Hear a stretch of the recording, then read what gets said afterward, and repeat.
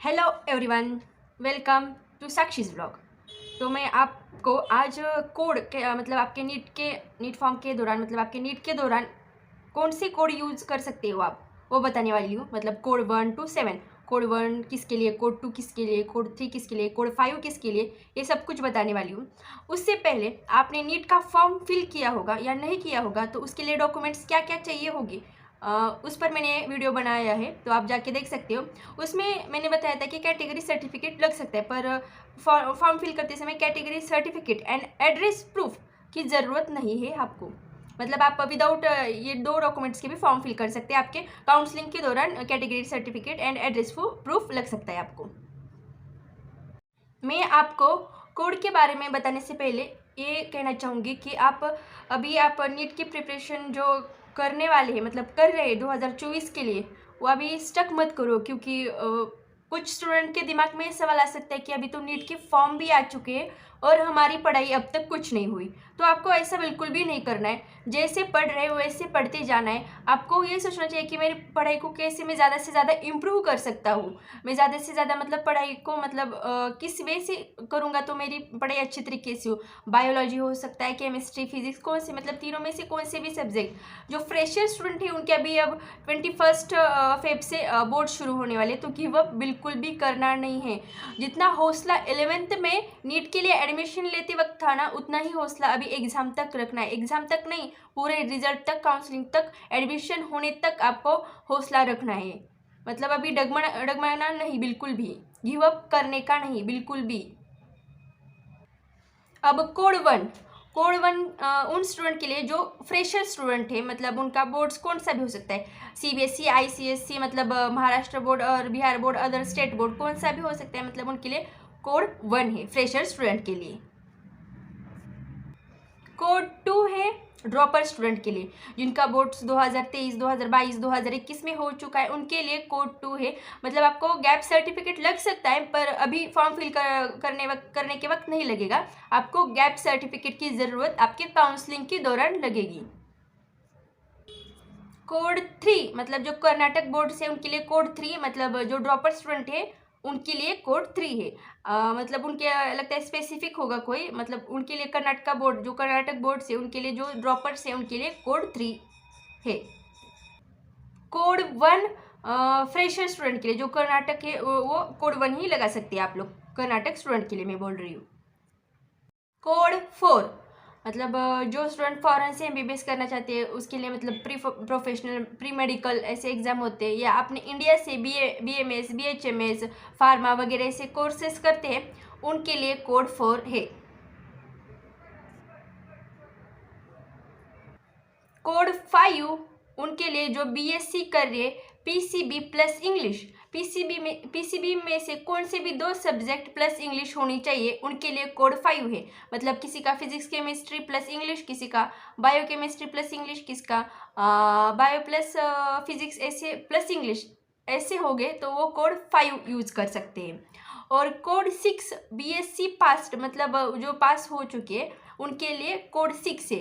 PCB उनको भी plus English, उनको भी कौन से भी 2 subject, physics chemistry, physics bio, chemistry bio plus English ऐसा हो सकता है। और कोड 7 जो फॉरेन कैंडिडेट है उनके लिए कोड 7 हो सकता है। मुझे जितना पता था मैंने अब तो आपको बता दिया है सब कुछ। अगर आपको और कोई डाउट हो तो आप अपने टीचर से या किसी से भी, आपके मतलब घर में बड़े हो गए या टीचर से, या अदर एक 1 वीडियोस किसी का यूट्यूब पे देख सकते हो। मुझे जितना पता था उतना मैंने बता दिया, पर ये सही है मेरे हिसाब से, तो ये सही है। और अब मैं आप सभी को एक एडवाइस देना चाहती हूँ कि प्लीज़ डोंट गिव अप। मतलब जो अभी कौन मतलब जनवरी से पढ़ने के लिए स्टार्ट करते हैं ना, और कोई तो गिव अप कर दे बीच में। अभी जनवरी भी तो ख़त्म हुआ, फरवरी तो आधा ख़त्म हुआ, अब मार्च और अप्रैल में क्या करेंगे। अभी तो बोर्ड्स है, सब कुछ मतलब बोर्ड्स भी है, और साथ में हमें टेस्ट सीरीज भी शुरू होने वाली, इधर सिलेबस ही ख़त्म नहीं हुआ और कोचिंग की टेस्ट सीरीज शुरू हो गई। ऐसा बिल्कुल भी मत सोचना। आपको जितना हो सके उतना करो। और मैं एक बात हमेशा कहती हूँ, जिनसे कुछ नहीं हो रहा ना, मतलब अभी डर रहे फिजिक्स केमिस्ट्री से, कम से कम आप बायोलॉजी सब्जेक्ट से तो शुरू करो। बायोलॉजी में 32 मतलब डिलीटेड पोर्शन को देखा जाए तो चैप्टर्स डिलीट हुए तो 32 चैप्टर्स है हमारे पास, तो उनको तो ढंग से करना सीखो। मतलब आप अभी से बायो को पढ़ोगे मतलब अच्छे तरीके से, उसकी मतलब chapter one shot notes and NCERT follow करेंगे, प्रॉपर एनसीईआरटी पढ़ोगे तो आपको बायोलॉजी में 300 प्लस जा सकते हैं अभी से पढ़कर। मतलब लास्ट में रिग्रेट नहीं होना चाहिए कि इतने कम मार्क्स आए मुझे। कम से कम आपको ड्रॉप भी लेना है ना, तो आप कम से कम आपके पास उतने मार्क्स होने चाहिए कि घर वालों के बताने के लिए हाँ कि मेरे 300 350 400 मार्क आए, मैं अब कर सकता हूँ। फिर नेक्स्ट ईयर आप केमिस्ट्री फिजिक्स के लिए ध्यान दे सकते हो, पर अभी भी गिव अप नहीं करना। ऐसा सोचना भी नहीं कि मैं अगले साल करूँगा, पिछले साल बोल रही हूँ, अगले साल करूँगा, ऐसा बिल्कुल भी सोचना नहीं। जितना हो सका उतना, अभी मेरे 2.5 महीने बचे ना, मुझे अभी इतना करना है। लगभग आपके पास 79 या 80 डेज अभी बचे हैं, 79 या 80 डेज बचे आपके पास। जितनी हो सके उतनी ज़्यादा से ज़्यादा मेहनत करने की कोशिश करो। वन शॉट यूट्यूब पर अच्छे से अच्छे अवेलेबल है, सब टीचर मतलब सभी के अच्छे हैं। उनके कौन से भी एक टीचर को उठाओ, उनको फॉलो करो, उनके नोट्स प्रॉपर फॉलो करो, MCQ सॉल्व करो, PYQ सॉल्व करो। एंड बायोलॉजी के लिए तो बेस्ट ऑप्शन अभी फिलहाल डिटेल में मत जाओ, वन शॉट अच्छे तरीके से, जिसका वन शॉट आपको अच्छा लगता है उनका वन शॉट का लेक्चर करो, और देन एनसीईआरटी अच्छे तरीके से एनसीईआरटी पढ़ो। और सिर्फ एनसीईआरटी और वन शॉट के भरोसे मत बैठना, MCQ ज़्यादा से ज़्यादा प्रैक्टिस होनी चाहिए आपकी बायोलॉजी के लिए, क्योंकि आपके statement based question, correct incorrect match the following question आ रहे हैं। मतलब आपके करेक्ट पूछा या इनकरेक्ट पूछा, इनमें गलती नहीं होनी चाहिए, ट्रू पूछा या फॉल्स पूछा है, डायरेक्टली स्टेटमेंट उठा के मतलब हमारे बायो में क्वेश्चन पूछ रहे हैं।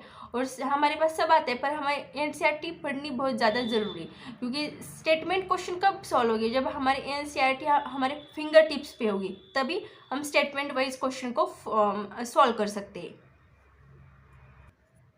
डर लग रहा होगा किसी किसी को नहीं, मतलब बहुत ज़्यादा स्टूडेंट को डर लग रहा होगा कि अभी एग्ज़ाम तो बहुत नज़दीक आई और मैंने कुछ भी नहीं पढ़ा, तो प्लीज़ मतलब लगता है ना, लगने दो, थोड़ा फर लगने दो, पर ज़्यादा से ज़्यादा पढ़ाई करने की कोशिश करो। आप मैं कैसे करूँ कि जिससे मेरी पढ़ाई अच्छी तरीके से हो जाए, मैं जल्दी से जल्दी अपना फटाक से जो जो इम्पोर्टेंट है वो कर सकूँ और अच्छे मार्क्स ला सकूँ नीट के एग्ज़ाम के लिए।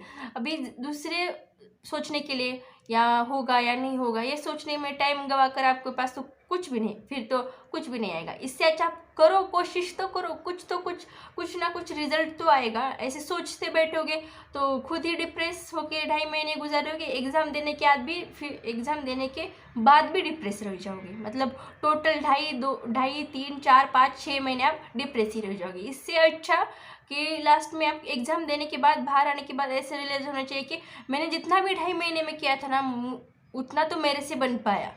ऐसी फीलिंग होनी चाहिए आपके एग्ज़ाम होने के बाद। नहीं तो अभी भी कुछ नहीं किया और एग्ज़ाम दे के आओगे तो फिर लगेगा यार 2 साल कैसे गए। अब 2 साल के बारे में मत सोचना, अभी हमारे पास 2.5 महीने, हमारे पास 75 डेज बचे हैं, ऐसा मानकर चलो और अच्छे से अच्छी तरीके से पढ़ाई करने की कोशिश करो। आपको जैसा सूटेबल टाइम लगता है, सुबह को, दोपहर को, रात को, जैसा आप पढ़ना अच्छा से प्रेफर करते हो वैसे पढ़ो। ज़्यादा से ज़्यादा प्रैक्टिस MCQ सॉल्व करने की कोशिश करो। मतलब आप पहले MCQ सॉल्व करने में आप पहले पढ़ो तो NCERT पढ़ो। बायो के लिए मैं बोल रही हूँ, केमिस्ट्री के लिए जो फॉर्मूले, फिजिक्स के लिए फॉर्मूले, कंसेप्ट क्लियर करने की कोशिश करो। अगर केमिस्ट्री फिजिक्स हार्ड लग रहा है ना, तो बायोलॉजी सब्जेक्ट उठाओ और उससे तो स्टार्ट करने की कोशिश करो, होगा कुछ ना कुछ अच्छा रिजल्ट आएगा आपका। मैं आपको एंडिंग में यही कहूँगी कि बस पढ़ लो। अभी रिग्रेट करने के, फ्रस्ट्रेशन होके कि डिप्रेशन में जाके कोई फ़ायदा होने वाला नहीं है आपका। इससे अच्छा है आप पढ़ो। All the very very best. Exam के लिए नहीं बोलूँगी मैं, आपकी पढ़ाई जर्नी के लिए, अभी जो 2.5 महीने बचे उस पढ़ाई जर्नी के लिए आप ज़्यादा से ज़्यादा पढ़ पाओ, इसलिए all the very best. Video को पॉजिटिव वे में लेना, please avoid the negative and bad comment. Bye bye.